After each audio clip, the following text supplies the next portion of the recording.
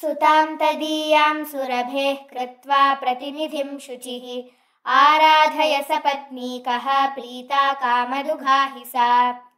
अन्वयः तदीयां सुतां सुरभेः प्रतिनिधिं कृत्वा शुचिः सपत्नीकः सन् आराधय हि सा प्रीता सती कामदुघा भवति। अर्थः तदीयां ಆ ಕಾಮಧೇನುವಿನ ಸುತಾಂ ಮಗಳಾದ ನಂದಿನಿಯನ್ನು ಸುರಭೇಃ ಕಾಮಧೇನುವಿಗೆ ಪ್ರತಿನಿಧಿಂ ಕೃತ್ವಾ ಬದಲಾಗಿ ಮಾಡಿ ಶುಚಿಃ ಶುದ್ಧನಾಗಿ ಸಪತ್ನೀಕಃ ಸನ್ ಹೆಂಡತಿಯೊಂದಿಗೆ ಆರಾಧಯ ಪೂಜಿಸು. ಹಿ ಏಕೆಂದರೆ ಸಾ ಆ ನಂದಿನಿಯು ಪ್ರೀತಾ ಸತಿ ಸಂತೋಷಗೊಂಡವಳಾಗಿ ಕಾಮದುಘ ಇಷ್ಟಾರ್ಥವನ್ನು ಕೊಡುವವಳು ಭವತಿ ಆಗುತ್ತಾಳೆ.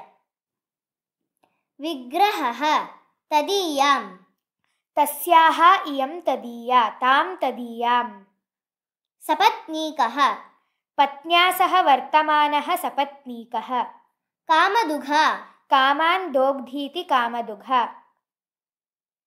ಧಾತುಃ ಆರಾಧಯ Aung ಇತ್ಯುಪಸರ್ಗಪೂರ್ವಕಾತ್ ರಾಧಯತು ರಾಧಯತಾತ್ ರಾಧಯತಾಂ ರಾಧಯಂತು ರಾಧಯ ರಾಧಯತಾತ್ ರಾಧಯತಂ ರಾಧಯತ ರಾಧಯಾನಿ ರಾಧಯಾವ ರಾಧಯಾಮ.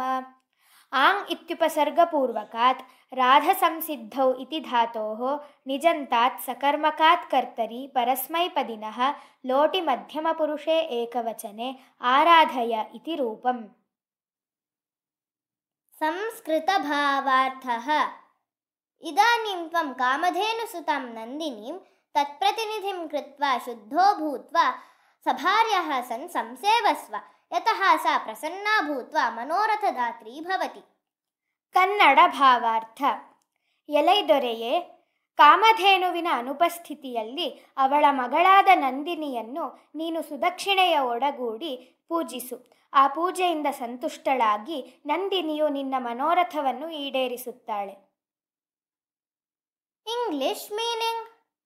Hence, instead of Kamadhenu, worship her daughter Nandini along with your wife with complete devotion, and you will be bestowed with a boon that fulfills your wish.